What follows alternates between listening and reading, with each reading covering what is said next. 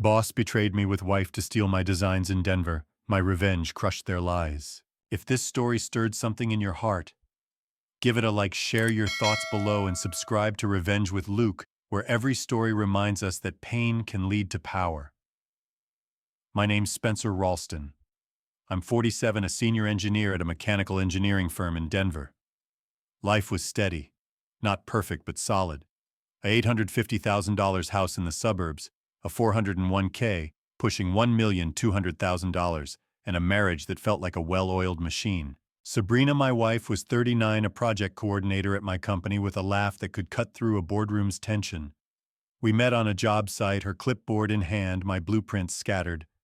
13 years later, we were a team, her organizing chaos, me building solutions. No kids, just a golden retriever named Baxter, and a shared love for hiking the Rockies. Work was my proving ground. I'd spent 18 years at a firm designing industrial systems, think HVAC for factories, not sexy but critical. Our revenue hit $120 million last year, enough to keep me at $185,000 plus bonuses. My boss, Reed Halbert, was the guy I thought had my back. At 50, he was our VP of operations, a bulldog in a suit with a handshake that crushed bones and a knack for closing deals. We'd known each other since my early days, when he'd pull me into his office for whiskey and war stories. Reed was the mentor who'd pushed me to senior engineer, the guy I'd trusted with my career. The firm was family, 250 employees, open plan office, Friday barbecues.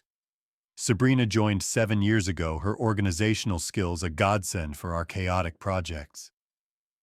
Reed took her under his wing, same as me, guiding her through corporate politics. We'd all grab beers after work. Reed spinning tales of his glory days, Sabrina rolling her eyes but laughing. I'd watch them, proud of our little trio, thinking we'd built something unbreakable. I was wrong. It started small. Reed began sidelining me. A major project, a $5 million contract for a new warehouse system, went to a junior team. "You're too valuable for grunt work, Spence," he said, clapping my shoulder. His smile was tight, his eyes elsewhere. I shrugged it off. Then my performance review got delayed. "Budget cuts," Reed muttered, avoiding my gaze. Sabrina noticed too. "He's acting weird," she said one night, chopping peppers for dinner. "Talk to him." I nodded but didn't. "I'm Spencer Ralston. I fix problems, not chase hunches." Then the late nights hit. Reed started calling emergency meetings, 7 p.m., 8 p.m., always urgent. I'd sit in the conference room watching him bark orders, his tie loose, his coffee cold. Sabrina was there too, her laptop open, taking notes. They'd exchange glances, quick, almost invisible. I told myself it was work stress, but Baxter started whining when I got home alone, Sabrina still at the office. She'd return at 10 p.m., her hair slightly mussed, her perfume sharper cedar and mint, not her usual lavender. "Just deadlines," she'd say, kissing my cheek before heading to the shower. I'm not a suspicious guy. I trust systems, data, facts. But one night I couldn't sleep. Sabrina was working late again. I checked her location, we shared it for safety. Her phone was at a downtown hotel, not the office. My chest tightened. A client dinner, maybe. I called her. Voicemail. I texted Reed casual. "You guys still at it?" His reply came fast, wrapped up early. "Home now." My gut churned. He was lying.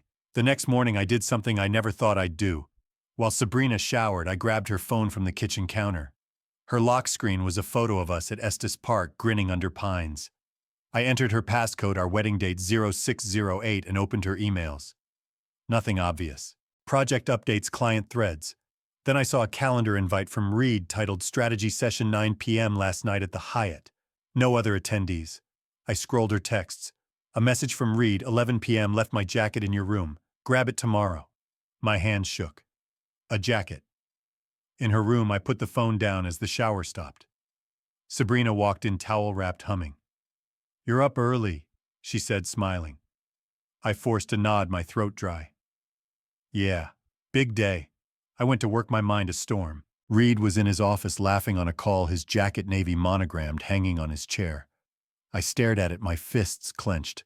Sabrina was at her desk, typing her earrings, new silver crescents I hadn't seen before. I wanted to confront them, smash his desk, demand answers. But I'm not that guy. I'm the one who plans, who strikes when the moment's right. I started watching. Reed's emergencies were excuses meetings with no minutes, emails with vague subjects. I checked our project logs, something I could access as a senior engineer. Reed had reassigned 3 of my designs to himself, taking credit with clients. My work, his name. Sabrina's calendar matched his late nights off-site consultations. I called our IT guy, Nate, a friend from my first year. "Can you pull email logs?" I asked, keeping it low. He hesitated, then nodded. "Give me a day." Nate's report was a gut punch. Reed and Sabrina had a private email chain encrypted separate from company servers. No full messages, just metadata, dozens of exchanges late nights, some from hotel IPs. I cross-referenced timestamps. Last week, they'd both logged in from the Hyatt at 10 p.m. My wife, my boss, in a hotel room while I sat home with Baxter oblivious. I didn't confront them. Rage is loud, revenge is quiet. I hired a private investigator, Lauren Pierce, a former cop with a knack for discretion. "I need proof," I told her, handing over $5,000. "Workplace betrayal." She didn't blink. "2 weeks," she said. "You'll have it." I went back to the office, smiled through meetings, and played my part. Reed slapped my back, joking about deadlines. Sabrina brought me coffee, her fingers brushing mine. I nodded, my eyes cold, my plan forming. Lauren was fast. By day 5, she had photos. Reed and Sabrina leaving a client dinner, his hand on her elbow, her smile too warm. Another shot, them in a hotel lobby, her head tilted toward him, his arm around her waist. The kicker, a time-stamped receipt from a bar, 11 p.m., 2 whiskeys, Reed's corporate card. I stared at the evidence, my coffee cold. 18 years at this firm, 13 with Sabrina, all unraveling in a 4x6 print. I could have stormed Reed's office, thrown the photos in his face, watched him stammer, or waited for Sabrina at home, demanded the truth. But that's what they'd expect: to fight, excuses, tears. I wanted more. I wanted them to feel the ground shift the way mine had. So I dug deeper. Lauren's next report was a bombshell. Reed wasn't just undermining me. He was sabotaging the company. He'd been inflating project costs, pocketing $200,000 through fake vendor invoices. My designs, my systems were being sold to a rival firm piece by piece. I met my lawyer, Greg Vaughn, at a dive bar outside Denver. "Can we nail him?" I asked, sliding Lauren's files across the table. Greg's eyes lit up. "Embezzlement, fraud, this is prison time. But we need more. Bank records, witnesses." I nodded. "I'll get them."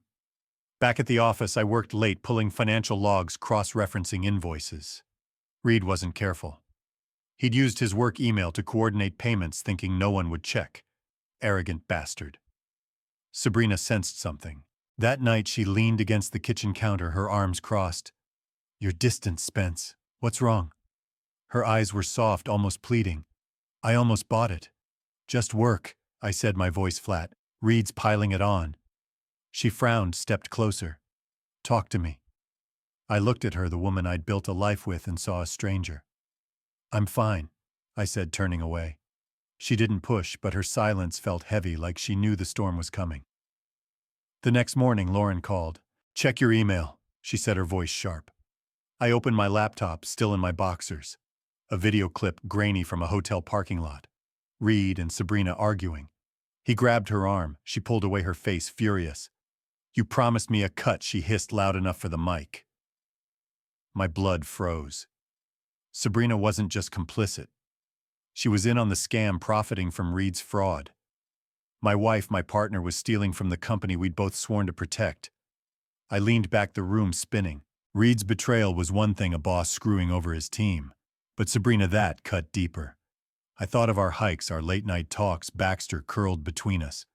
All lies. I poured a coffee, my hand steady now. This wasn't just a job anymore. It was personal. I had the photos, the video, the invoices.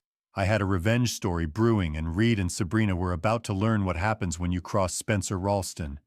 Friday came. Reed called another emergency meeting, 6 p.m. I sat across from him, my notepad blank. My eyes locked on his. Sabrina was there, typing, her earrings glinting. They thought they were safe, untouchable. I smiled, nodded, played the loyal engineer. But inside, I was rewriting their ending. Lauren was tailing them. Nate was digging deeper, and Greg was prepping a case. The trap was set. This wasn't about yelling or fists. It was about outsmarting them, dismantling their world piece by piece. I left the meeting early, claiming a headache. Reed barely noticed, too busy barking at the team. Sabrina glanced at me, her brow furrowed. I met her eyes, held them, then walked out. The Denver skyline glowed through the office windows, cold and sharp. I drove home, Baxter greeting me with a wagging tail. I scratched his ears, poured a whiskey, and opened my laptop. Lauren's latest file was waiting, bank records tied to Reed with Sabrina's name on a joint account. They weren't just colleagues. They were partners in crime. I sat on my deck, the Rockies looming in the distance, and planned my next move. Reed and Sabrina thought they'd played me, thought I'd stay blind. They were wrong. This revenge story wasn't about breaking them. It was about building something stronger, a truth they couldn't escape. And I was just getting started. The Denver air was crisp, the Rockies a jagged shadow against the dawn. I sat on my deck, Baxter snoring at my feet, my laptop open to Lauren's latest file. Reed, Halbert, and Sabrina weren't just undermining me, they were bleeding the company dry. $200,000 in fake invoices was just the start. Bank records showed another $350,000 funneled to an offshore account linked to Reed with Sabrina's signature on the transfers. My boss and my wife, partners in a heist, thought they'd outsmarted me. They were wrong. Monday hit hard. I walked into the office, my toolbox heavy, my face a mask. Reed was in his corner office, barking into his phone, his monogrammed jacket slung over a chair. Sabrina was at her desk, her silver earrings catching the light, her fingers flying across her keyboard. She glanced up, smiled, a quick, practiced flash that didn't reach her eyes. I nodded, my jaw tight, and kept moving. The office hummed, engineers drafting, phones ringing, but to me it was a battlefield. I buried myself in work, tweaking schematics for a $3 million factory retrofit, but my real focus was Reed's game.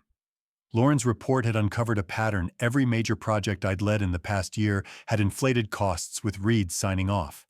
The extra cash vanished into consulting fees for a shell company, Apex Solutions. I cross-checked with our finance team using my senior access.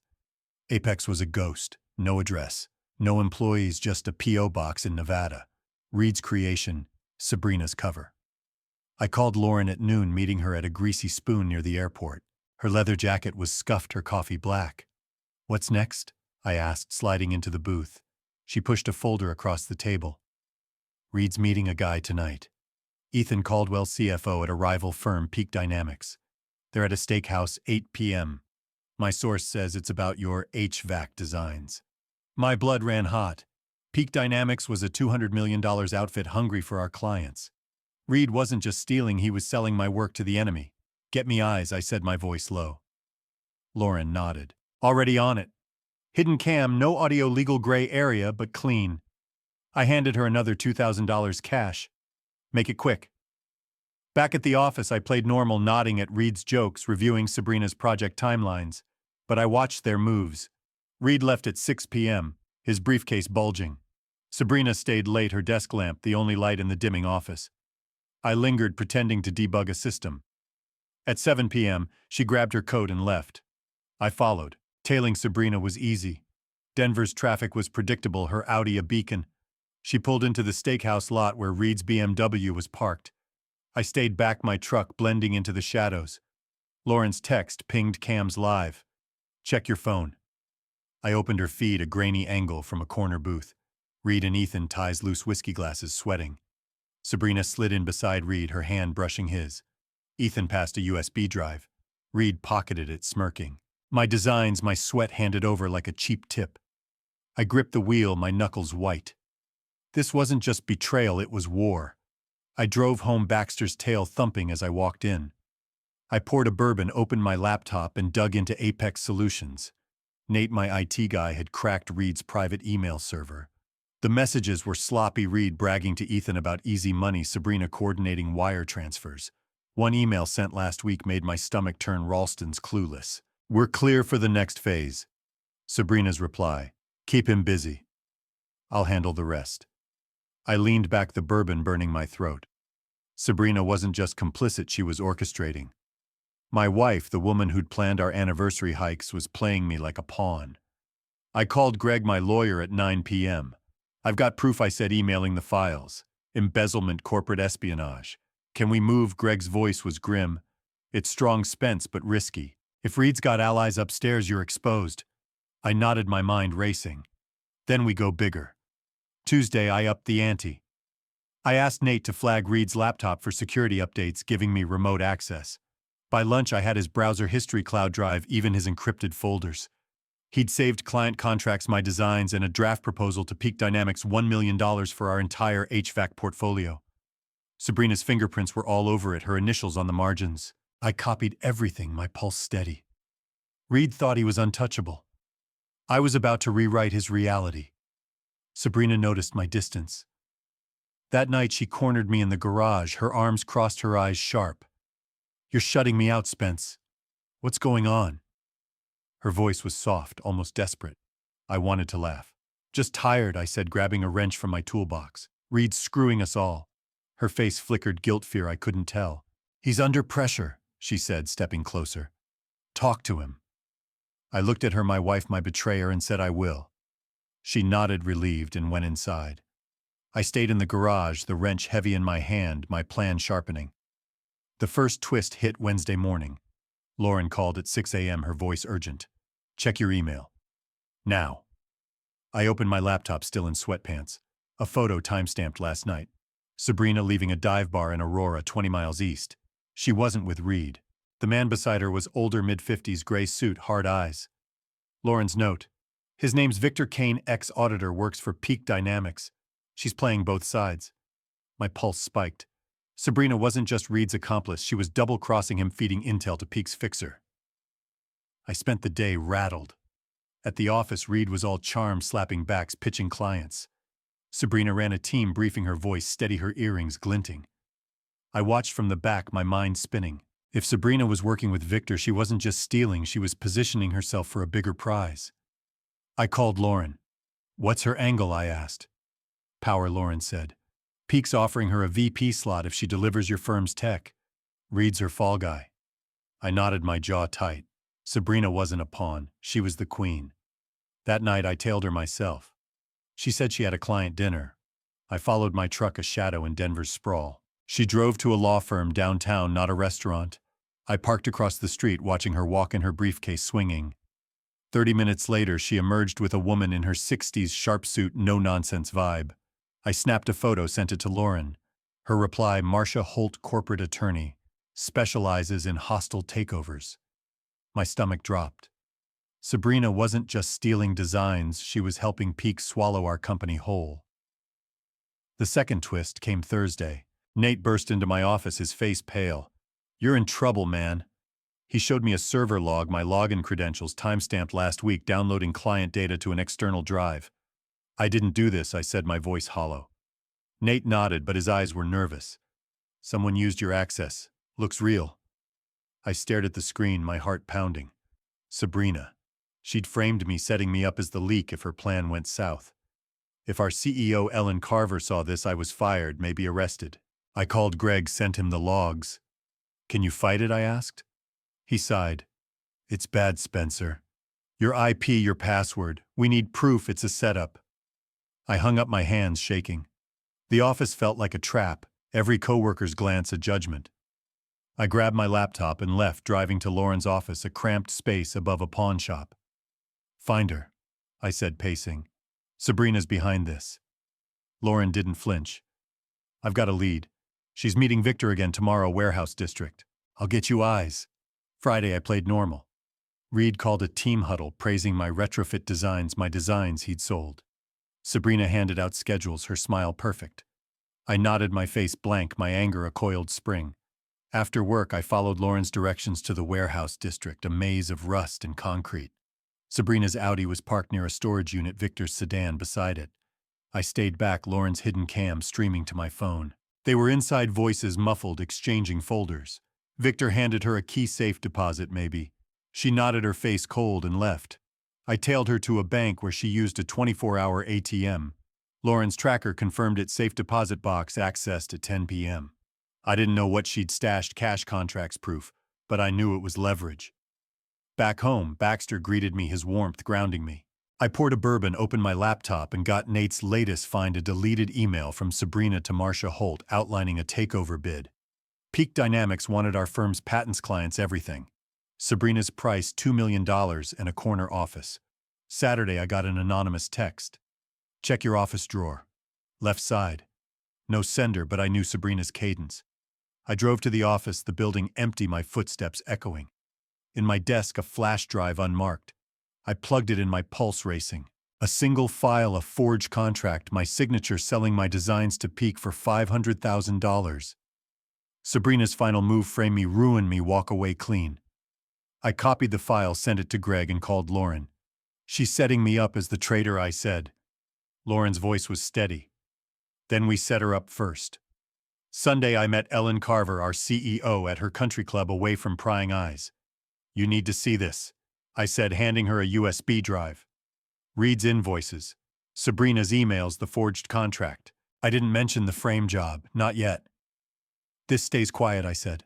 Ellen's eyes narrowed, but she nodded. If this is true, they're gone. I drove home, the Rockies fading in my rear view. The trap was tightening, but Sabrina was no fool. She'd smell blood soon. Monday, Ellen called Reed to her office. He walked out an hour later, his face gray, his tie askew. Sabrina was next, her heels clicking, her expression unreadable. I watched from my desk, my heart steady. At 3 p.m., Ellen emailed the leadership team: security audit tomorrow. All systems locked. Reed's office was cleared by 5 p.m., security escorting him out. Sabrina kept working, her desk untouched, but her eyes darted to me just once. I held her gaze, my face blank, my victory silent. That night, Sabrina came home late, her coat damp from the rain. We need to talk, she said, her voice shaking. I followed her to the living room, Baxter watching from his bed. I know you're behind this, she said, her eyes blazing. The audit, Reed's exit, it's you. I leaned back, my voice low. You framed me, Sabrina. Forged my name, sold my work. Why? Her face crumpled just for a second. I had to, she whispered. Reed was sinking us. I was saving the company. I laughed, cold and sharp. By stealing it, she looked away, her hands trembling. I'm sorry, Spence. Let me fix it. I stood towering over her. You don't fix this. She grabbed her bag and left, the door slamming. Baxter whimpered. I didn't move. Lauren called at midnight. Sabrina's at a motel alone. Victor's gone dark, no trace. I nodded, my mind clear.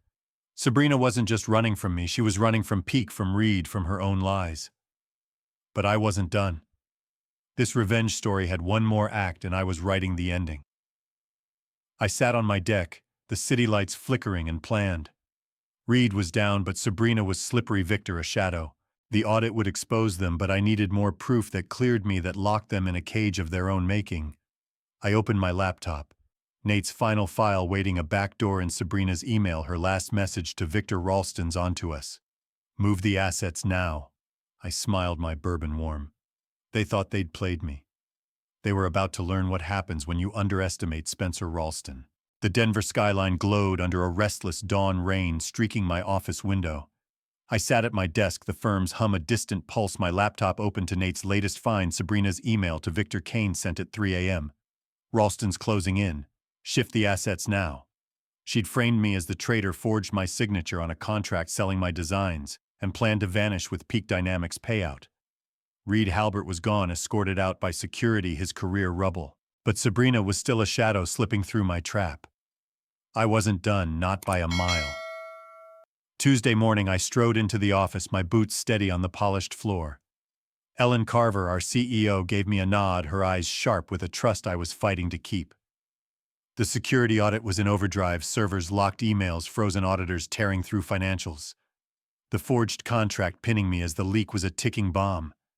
If Ellen saw it, I'd be out, maybe worse. I needed to clear my name and bury Sabrina's lies before she could bolt. I called Lauren Pierce, my PI, at 8 a.m., meeting her at a diner off Colfax. Her coffee steamed, her leather jacket scuffed. Sabrina's holed up, she said, sliding a photo across the table. Sabrina in a low-rent motel, her Audi tucked behind a dumpster. Victor's lying low, switched burners. My source says he's pushing her to deliver the patents. My jaw tightened. What's in her safe deposit box? Lauren sipped her coffee. Likely cash contracts, maybe leverage on Peak. She's planning her exit. I handed her $2,500 cash. Get me inside that box. She nodded. Tricky, but I'll work it. 48 hours. I drove back to the office, the Rockies, a dark line on the horizon. Sabrina wasn't just betraying me, she was outmaneuvering peak Reed everyone. I had to move faster. At work, tension crackled. Reed's office was a void, his nameplate erased. Sabrina sat at her desk typing, her silver earrings glinting, her face a perfect mask. She'd sidestepped the audit's first sweep, her charm a shield. I watched her, my wife, my adversary, and felt 13 years dissolve, our hikes, our quiet nights. Baxter's warmth. All smoke now. I dove into schematics, playing the engineer, but my real work was with Nate. Nate met me in the server room at noon, the machine's hum cloaking our words. I cracked her back door, he said, eyes darting. Sabrina used your login for the contract, but she messed up, logged in from a coffee shop Wi-Fi, not the office. Her laptop's MAC address is tagged. My pulse surged. Can you pin it to her? He nodded. Done. Logs are clean, sent to Greg. I gripped his shoulder. You're a lifesaver. Nate shrugged, uneasy. Watch your back, man. She's sharp. Greg, my lawyer, called at 2 p.m. The logs are solid, Spence, he said, voice electric. They clear you, forgery, fraud, all on Sabrina. But the box is key. If she's got Peak's contracts, it's a federal case. I hung up my hands steady. The audit was tightening, but Sabrina was a ghost and Victor was a loose thread. I needed to cut it. The first twist hit that night. Lauren texted at 9 p.m. Victor's running. Booked a flight to Miami, red-eye tonight. Sabrina's not with him. My stomach twisted. Victor Kane, Peak's fixer, was abandoning her, leaving Sabrina to face the fallout. I called Lauren. Is she spooked? Her voice was clipped. Big time. Hit the safe deposit box at 7 p.m., pulled something small, maybe a drive. I gripped my phone, rain pounding outside. Sabrina was cornered, but cornered snakes strike hardest. Wednesday, I shadowed her myself. She left the office at 4 p.m., muttering about a vendor meeting. I tailed her, my truck blending into Denver's evening sprawl. She drove to a co-working space downtown, not a client's office. I parked across the street, Lauren's binoculars steady. Sabrina met a woman, late 50s, tailored blazer, sharp eyes. They talked for 20 minutes, Sabrina passing a small envelope. I snapped photos, sent them to Lauren. Her reply, Claire Novak, corporate broker, specializes in patent sales. My chest tightened. Sabrina wasn't just running, she was liquidating our firm's tech, selling my designs to the highest bidder. The second twist landed Thursday morning. Nate rushed into my office, his face ashen. You've got a problem. He pulled up an internal memo circulated to the board, timestamped last night. It accused me of leaking client data, citing my login on the forged contract. It's not from Ellen, Nate said. Someone's pushing it, Sabrina, maybe. I stared at the screen, my heart pounding. She'd weaponized her frame job, trying to sink me before the audit exposed her. If the board bought it, I was finished. I called Greg, forwarded the memo. Can you kill this? I asked. He exhaled. It's ugly, Spence. The logs clear you, but the board's spooked. We need the box, hard evidence now. I hung up the office, closing in. Every glance from a coworker felt like a blade. I grabbed my laptop and bolted, driving to Lauren's office, a dive above a pawn shop. Where's Sabrina? I demanded, pacing. Lauren leaned back. Motel, but she's moving. I've got a guy on the box, bank opens at 9 a.m. tomorrow. Thursday night I played the part. Sabrina came home at 8 p.m., her coat damp, her eyes avoiding mine. Rough day, she said, grabbing a wine glass. I nodded, my voice flat. Yeah, audit's a mess. She froze just for a second, then sipped her wine. It'll pass, she said, her tone too light. I watched her, my wife, my enemy, and saw the cracks, her trembling hand, her forced smile. She knew the walls were closing. I went to bed, Baxter at my feet, and didn't sleep. The game was on, and I was all in. Friday morning, Lauren delivered. Got it, she said, meeting me at the diner, a flash drive in hand. Safe deposit box, contracts, $300,000 in bearer bonds, a burner phone. Text to Claire Novak confirming a $1,500,000 patent deal. My pulse raced. Sabrina's endgame, sell our tech, pocket the cash, vanish. I sent the drive to Greg, who forwarded it to Ellen. This is federal, he said. FBI's looping in. Stay low. I didn't. I drove to the office where Ellen called an emergency board meeting. Sabrina was there, her face pale, her earrings gone. Reed's absence hung heavy, his fraud laid bare. Ellen dropped the hammer. We've uncovered a conspiracy. Embezzlement, data theft, patent fraud. She didn't name names, but Sabrina's hands clenched. I watched silent as the board voted to suspend her pending investigation. Security escorted her out, her briefcase confiscated. She didn't look at me, but I felt her eyes burning. The third twist came that afternoon. Greg called, his voice tense. Sabrina left a package at the firm addressed to you. Ellen opened it. I drove over my truck screaming through Denver's streets. In Ellen's office, a letter handwritten from Sabrina. Spencer, I framed you to stop Reed. He was the leak, not me. I'm sorry. Attached was a flash drive, emails dated a year ago showing Sabrina warning Ellen about Reed's invoices. She'd tried to blow the whistle, but Ellen hadn't listened. Was it true? Or another lie? I leaned back, the office quiet. Sabrina's letter didn't erase her betrayal, the forged contract, the patent deal, the lies. But it shifted something. I'd seen her as the villain, but maybe she'd been trapped playing a game she couldn't win. Ellen watched me. You're cleared, she said, and VP of Operations is yours. I nodded, but my heart wasn't in it. I need time, I said. She didn't push. Sabrina vanished. Lauren tracked her to a bus station, then nothing. The feds had her contracts, her bonds, her burner phone. Charges were coming, fraud, conspiracy, maybe more. Reed was cooperating, spilling everything to save himself. Peak Dynamics was reeling, their patent bid dead, their reputation shot. The firm stabilized my design, safe my name clean. I moved to a loft downtown, just me and Baxter. The house was too big, too full of ghosts. I took the VP job, but it felt hollow. I kept building, kept leading, but trust was a stranger. One night I found an email, no sender. I tried to save us. Sabrina's words, sharp as ever. I deleted it, poured a bourbon, and stepped onto my balcony. The Rockies loomed, the city lights soft. I thought of her letter, her warning, her betrayal. Had she fought for the firm or for herself? I thought of Reed, humbled, his arrogance dust. And I thought of me, Spencer Ralston, the man who'd faced a conspiracy and won. But winning wasn't clean. I'd saved the company but lost the man who'd loved Sabrina, who'd trusted Reed. I raised my glass to the night, to the scars that shaped me. What would you have done? Forgiven her, let her run, or fought to the end? Tell me, because I'm still asking myself. Did I reclaim my life, or just survive it? Your call. You're here because this story meant something. Don't scroll away without leaving a thought in your subscription. Revenge with Luke is where real stories find their voice, and yours.